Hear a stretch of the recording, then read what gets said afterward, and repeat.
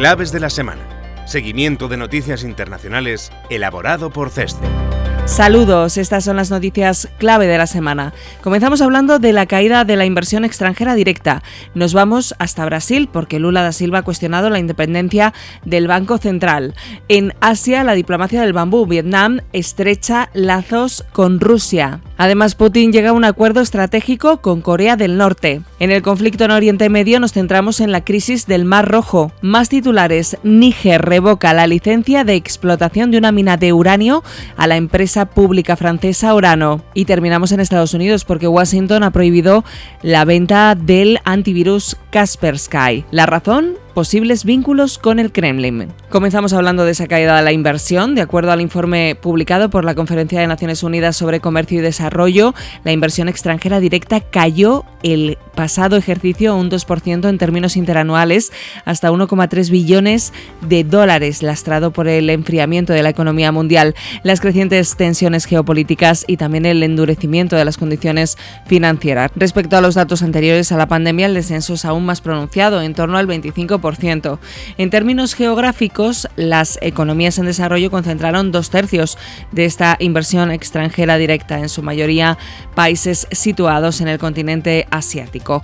Por otra parte, el informe destaca la severa corrección por encima del 10% en proyectos vinculados a los Objetivos de Desarrollo Sostenible, los ODS, como los relacionados con la industria agroalimentaria y las infraestructuras hídricas.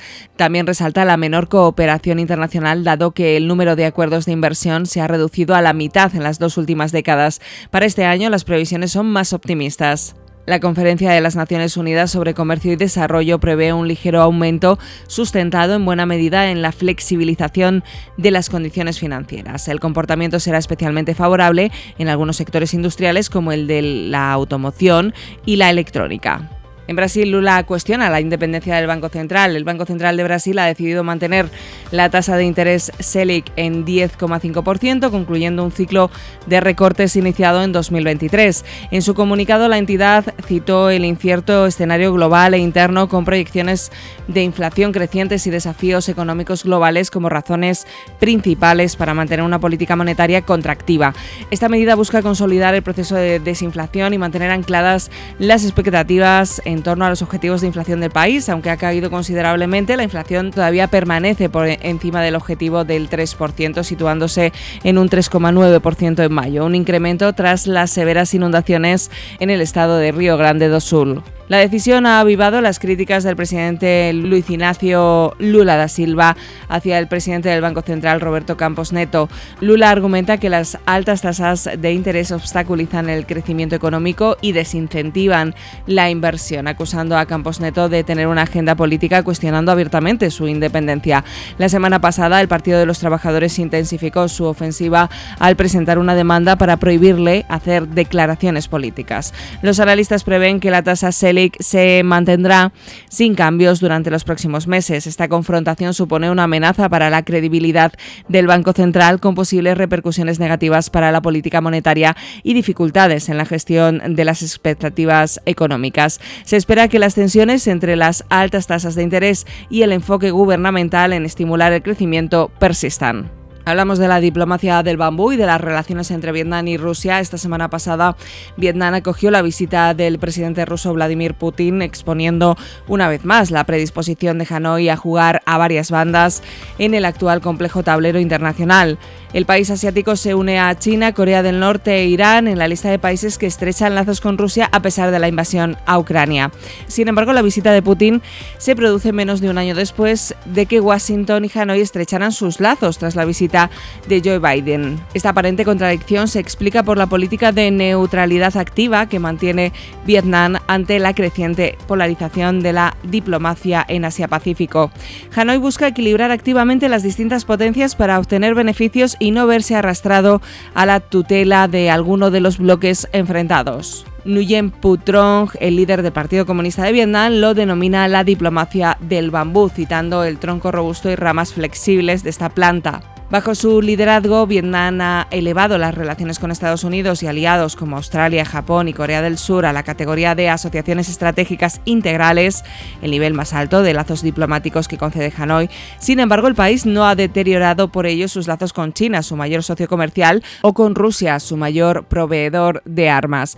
Ambos son socios estratégicos de Vietnam desde 2008 y 2012, respectivamente. Así, 3 meses después de la visita de Biden en septiembre, Xi siguió sus pasos y los dos vecinos comunistas acordaron construir un futuro compartido para fortalecer sus lazos. Sin embargo, China es el vecino del que más recela Vietnam. No solo mantiene disputas territoriales, sino que también se producen enfrentamientos regulares entre sus buques en el Mar del Sur de la China. Y hablamos también de las relaciones entre Rusia y Corea del Norte. El presidente ruso Vladimir Putin y el mandatario norcoreano Kim Jong-un han mostrado una notable sintonía en la primera visita oficial que realiza el líder ruso a Corea del Norte. En Pyongyang ambos han sellado un acuerdo de asociación estratégica que supone alcanzar un nuevo nivel en sus relaciones bilaterales, especialmente en los temas relacionados con comercio, inversión y defensa. El nuevo acuerdo incluye un pacto de defensa mutua en caso de agresión extranjera, así como una alianza para luchar contra las campañas de desinformación, algo especialmente paradójico en dos países que no permiten la libertad de prensa. Resulta muy probable que Corea del Norte necesite de la asistencia rusa para desarrollar su programa de misiles balísticos y submarinos nucleares, actualmente bajo un estricto régimen de sanciones. De ser así, las empresas rusas involucradas se expondrían a nuevas sanciones por parte de Occidente al romper el Tratado de No Proliferación Nuclear, que previene la expansión de armas nucleares.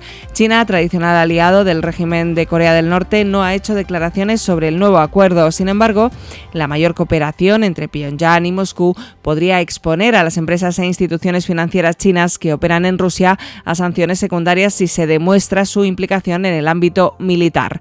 Se evidencia así cómo la alianza entre países revisionistas como Rusia, Corea del Norte, Irán y China se encuentra cada vez más cohesionada. Una unión que persigue un único objetivo: derrocar el orden internacional liderado por Estados Unidos. Y nos centramos ahora en la crisis del Mar Rojo y en esos ataques perpetrados por los rebeldes hutíes en el Mar Rojo que se han recrudecido en los últimos días. El 23 de junio la milicia dañó severamente mediante el uso de drones a un portacontenedores con bandera de Liberia en las cercanías de la ciudad portuaria yemení de Hodeida. Esta misma semana también atacaron con misiles un buque cisterna en el Océano Índico.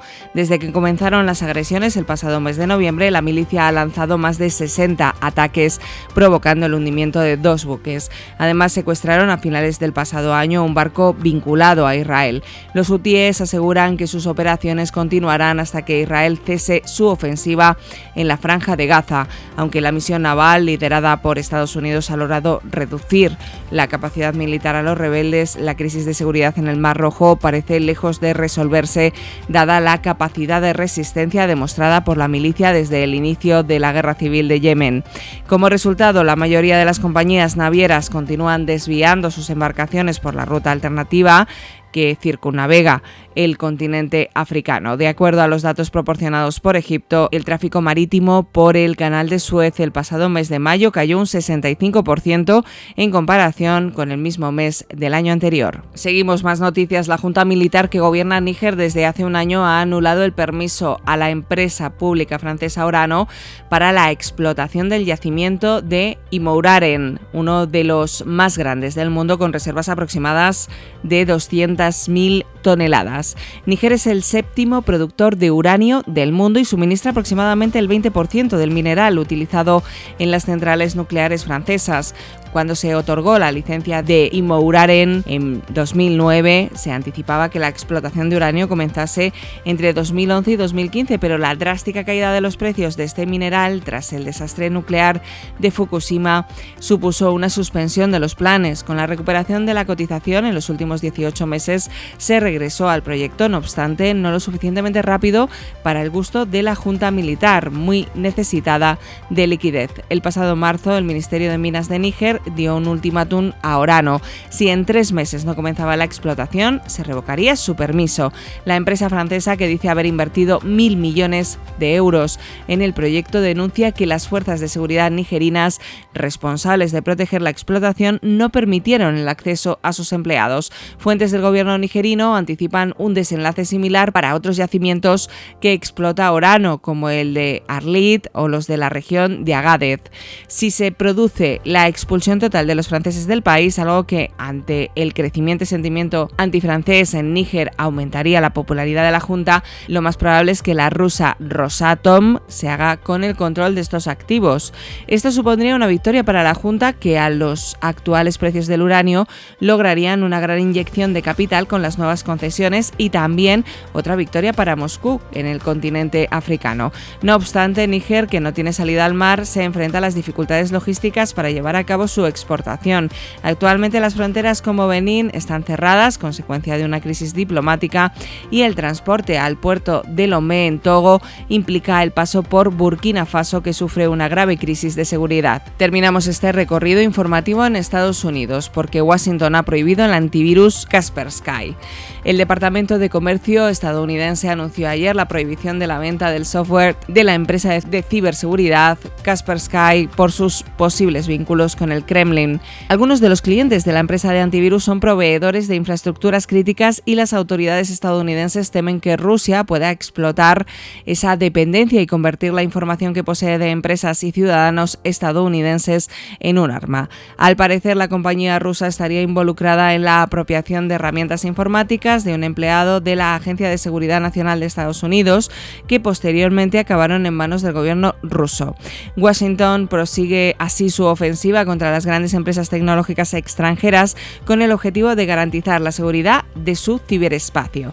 En este contexto sobresale la intención de las autoridades norteamericanas de prohibir el uso de TikTok en suelo estadounidense si la empresa a la que pertenece, ByteDance, no vende la aplicación. Se observa una tendencia generalizada hacia la desvinculación tecnológica entre las grandes potencias, fruto de la rivalidad geopolítica en el tablero internacional. Sin embargo, esto puede conllevar unos costes crecientes para los usuarios, ya que deben hacer que su cadena de suministro tecnológico sea resistente a las tensiones geopolíticas. Y hasta aquí nuestro repaso de noticias internacionales. Recuerda que puedes consultar más desde el apartado de comunicación Claves de la Semana en nuestra web ceste.com. Hasta la semana que viene.